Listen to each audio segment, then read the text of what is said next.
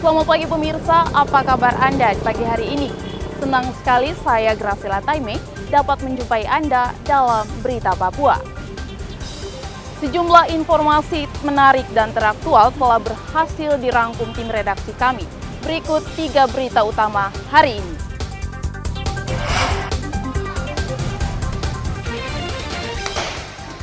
Pemuda mabuk diserang warga karena lempari masyarakat.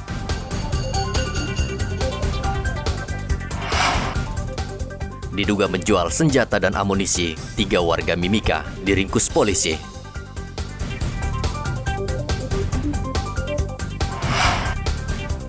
Penjual tahu dan tempe kecilkan ukuran agar tetap untung.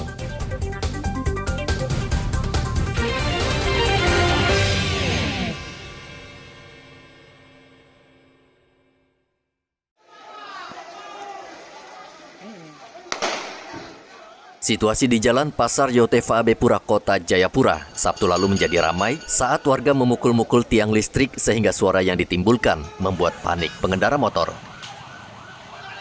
Usut punya usut, rupanya warga Yotefa sedang marah karena penghuni asrama mahasiswa Kaunak kerap mabuk minuman keras dan melempari pengendara yang melintas dengan batu. Warga yang tidak terima akhirnya menyerang asrama mahasiswa Kaunak serta memukul tiang listrik hingga menimbulkan kebisingan. Polisi sempat melepaskan tembakan peringatan ke udara agar warga berhenti menyerang. Dari mahasiswa ini yang di asrama Kaunak ada miras. Jadi di tengah jalan ketemu dengan teman-teman masyarakat di Padang. Sehingga mereka baku cekcok. Cekcok baku lempar-lempar. Datang dari Polsek Abepura langsung mengamankan, tidak melakukan hal-hal yang tidak ringan seperti lempar-lempar, Bapak.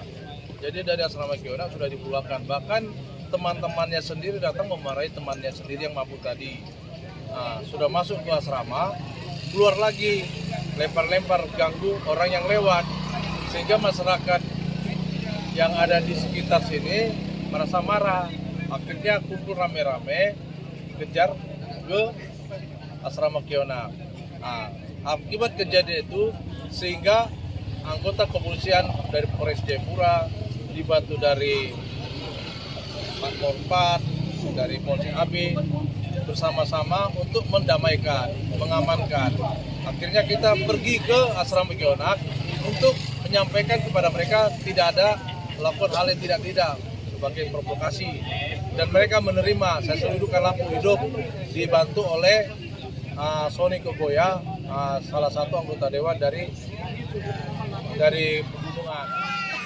Akibat serangan ini, seorang mahasiswa yang mabuk terluka karena terkena lemparan batu.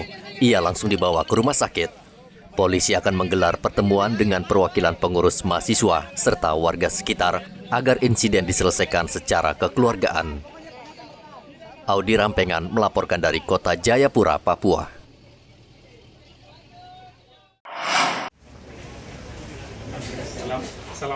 Tiga orang di Timika ditangkap tim Satgas Gakum Damai Kartens Polda Papua karena melakukan transaksi jual beli senjata api beserta puluhan butir amunisi Sabtu lalu. Dari 3 orang tersebut, salah satu bernama Yanto yang merupakan Ketua Komite Nasional Papua Barat KNPB Wilayah Timika, yang merupakan organisasi yang ingin memisahkan Papua dari NKRI. Sementara 2 orang lagi adalah Ketua KNPB Sektor Jayanti dan anggota KKB Kodab 8 Kemabu Intan Jaya. Amunisi tersebut diketahui milik Yanto. Ia menjualnya ke kelompok KKB Kemabu Intan Jaya melalui seorang perantara. Untuk peluru per butir dijual seharga Rp200.000. Polisi saat ini masih menyelidiki dari mana mereka mendapatkan amunisi tersebut. Ketiga tersangka ini ditangkap berbeda tempat, berbeda waktu, dan ketiga tersangka memiliki peran yang berbeda-beda. YA ini sebagai pemilik penjual amunisi, kemudian MK ini sebagai pembeli amunisi, sebagai perantara, terus kemudian pembeli induknya itu BK, di mana BK ini adalah kelompok KKB Kodab 8 Kemabu Intan Jaya. Kemudian Untuk YA sendiri adalah Ketua KNPB Mimika dan MK adalah Ketua KNPB Sektor Jayati Mimika. Ketika dilakukan penangkapan, kita dapatkan beberapa barang bukti yang ada padanya, ya, sehingga kita saat ini masih melakukan pendalaman terhadap asal usul daripada barang tersebut. Ketiga pelaku ditangkap di lokasi terpisah. Saat ini mereka masih menjalani pemeriksaan. Polisi berjanji akan menindak tegas bila ada oknum kepolisian yang terlibat. MN, yaitu kita lakukan penangkapan di Kampung Jayanti. Kemudian untuk TSKBK, ya penangkapan dilakukan di Jalan Poros SP5. Kemudian yang terakhir untuk saudara GA, ya dilakukan penangkapan di perumahan Pondok Indah Amor. Untuk barang-barang amunisi dan senjata itu ditemukan dalam satu tas. Memang pada saat kita lakukan penangkapan di Kampung Jayanti Mimika Gunung, kita tidak main-main terhadap kalau memang ada indikasi ataupun memang terbukti ada oknum yang memang terlibat dalam kegiatan jual beli amunisi ini, sudah jelas sanksi hukum ataupun ketentuan-ketentuan hukum yang mengatur itu sudah jelas, sudah ada, dan kita akan menerapkan ataupun menegakkan aturan itu. Para pelaku telah ditetapkan sebagai tersangka dan dijerat Undang-Undang Darurat Nomor 12 Tahun 1951.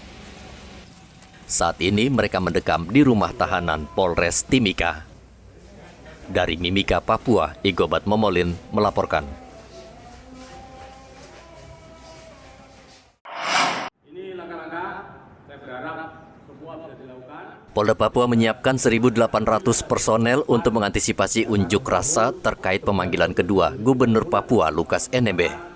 KPK kembali akan memanggil Lukas NMB untuk diperiksa di Gedung Merah Putih KPK, Jakarta pada Senin hari ini. Namun kuasa hukum Lukas memastikan gubernur tidak bisa datang karena masih sakit dan harus menjalani perawatan. Wakapolda Papua Brigjen Ramdhani mengatakan pihaknya tetap menyiagakan 1.800 personel yang diambil dari Polda, Polres, dan bantuan, serta 3 kompi Brimob Nusantara. Aparat yang kita libatkan, hitung-hitung kalau aparat kepolisian sendiri sekitar 1.500 sampai 1.800 yang ada di Polda, Polresta maupun Polres Kabupaten. Kita hitung-hitung antara 1.500 sampai 1.800. Itu dalam artian yang siap, bukan yang lepas dinas, yang apa enggak, yang siap pakai. Untuk seperti itu kita keluar. Kita juga melaksanakan langkah-langkah preventif, contoh patroli secara skala besar gabungan TNI Polri. Itu bukan untuk nakut-nakut, tapi untuk menjaga rasa aman, rasa nyaman masyarakat. Penetapan Lukas NMB menjadi tersangka oleh Komisi Pemberantasan Korupsi mendapat dukungan dari sejumlah tokoh Papua, di antaranya tokoh gereja dan tokoh pemuda. Jones Wenda mengatakan dugaan tindak pidana korupsi yang disangkakan terhadap Gubernur Papua merupakan tanggung jawab pribadi Gubernur. Ia menghimbau masyarakat agar tidak menghalang-halangi proses penegakan hukum yang dilakukan KPK. Bahwa Pak Gubernur dia harus ikuti sesuai dengan jalur hukum, karena negara Indonesia ini adalah negara hukum. Kami tokoh gereja, kami tidak bisa membela orang yang bersalah, dan kami juga tidak tahu masalah apa yang dia buat. Yang tahu adalah negara, karena negara ini negara hukum. Dia punya masalah bagaimanapun, itu negara sudah tahu. Kalau negara sudah tahu, negara yang bertindak, kami tokoh agama juga, kami tidak tahu masalah. Jadi itu negara punya urusan. Dia mau proses, tidaknya itu di tangan negara dan di tangan KPK, TNI, Polri, karena mereka yang tahu masalah dia, masalah Lukas NMB. Dan kami dari gereja punya tugas itu hanya membina, mengarahkan supaya masyarakat ini bisa aman dan damai, itu saja. Negara berkedudukan dengan hukum, setiap warga menjunjung tinggi hukum dan pemerintahan, ya, dengan tidak ada kecuali. Artinya bahwa mau dia itu bupati, mau dia itu wali kota, mau dia itu gubernur atau presiden sekalipun, kalau sudah tersangka dalam kasus hukum, ya diproses, tidak ada pandang bulu. Ya, saya katakan tidak ada pandang bulu. Dan saya juga meminta dan menghimbau kepada masyarakat Papua yang ada di tanah Papua untuk tidak ikut terbawa dalam provokasi kelompok-kelompok tertentu. Ini sudah ranahnya KPK, sudah ranahnya pemeriksaan oleh KPK. Jadi tidak ada lagi kelompok-kelompok yang coba menghalang-halangi proses pemeriksaan yang dilakukan oleh KPK. Biarlah KPK berjalan. Kalau Bapak Gubernur ditetapkan sebagai tersangka dan dia bersalah, ya dia punya kewajiban untuk membuktikan bahwa dia tidak bersalah. Dan dia akan datang sendiri ke KPK. Tidak semua orang Papua mendukung koruptor. Karena korupsi adalah akar persoalan utama di Provinsi Papua. Dan kami sampaikan kepada mereka di Pulau Jawa maupun di Jakarta dan Sumatera, tidak semua orang Papua mendukung. Papua ini ada berbagai macam suku. Tidak semua. Ini tolong disampaikan. Karena media-media seakan-akan mengangkat macam Papua ini macam terjadi sesuatu yang begitu wow begitu. Tidak semua, masih banyak orang Papua yang menderita di lembah-lembah maupun di pesisir. Kami sangat mendukung langkah-langkah KPK. Ini tolong untuk teman-teman media harus suarakan bahwa tidak semua orang Papua mendukung. Papua ini berbagai macam suku ada di dalam. Karena media-media begitu angkat seakan-akan macam Provinsi Papua ini semua masyarakat Papua mendukung. Jadi saya bicara atas nama KMP dan juga atas nama pemuda. Gubernur Papua Lukas NMB hingga kini masih enggan memenuhi panggilan KPK untuk menjalani pemeriksaan di Jakarta. Dari hasil laporan PPATK, Lukas diduga menerima aliran uang hingga ratusan miliar rupiah. KPK meminta Lukas untuk mengklarifikasi dari mana uang tersebut berasal. Rian Tonai melaporkan dari Kota Jayapura, Papua.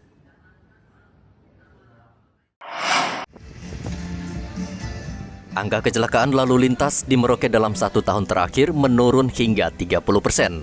Data pelanggaran yang dikeluarkan Satlantas Polres Merauke, sejak Januari hingga Agustus telah terjadi 1021 pelanggaran. Sementara untuk tahun 2021 per 6 bulan, data pelanggaran mencapai 1346 kasus. Selain kecelakaan lalu lintas, menurut catatan Satlantas Polres Merauke, selama tahun 2022, kepatuhan warga berlalu lintas juga meningkat. Hal tersebut terlihat dari razia yang rutin dilakukan. Kami dari Satuan Lalu Lintas Polres Merauke menilai bahwa saat ini kepatuhan masyarakat dalam hal berlalu lintas menurut kami sudah cukup baik ya, sekitar 75%. Tapi masih ada 25%-nya yang masih belum ya, terutama mungkin terkait menggunakan helm ataupun masih ada yang mengemudi dalam keadaan miras. Tapi kalau secara keseluruhan 75% sudah cukup baik. Kalau tingkat kecelakaan lalu lintas, Bu Kasat? Kecelakaan lalu lintas memang pasti ada ya, karena kelalaian 25% itu masih ada, sehingga kecelakaan tetap ada. Tetapi menurut kami dibanding sebelumnya sudah cukup baik ya, dalam artian tidak terlalu menonjol ya. Kecelakaan ada, tetapi tidak terlalu banyak yang bersikap fatal. Untuk tahun ini berapa? Dominan rata-rata ya, yang beberapa yang cukup menonjol yang kita temukan itu di bawah pengaruh miras. Kecelakaan lalu lintas di Merauke sebagian besar karena warga kurang mematuhi aturan lalu lintas. Kecelakaan tunggal juga kerap terjadi akibat pengendara mengonsumsi minuman keras. Muhammad Ridwan melaporkan dari Merauke, Papua.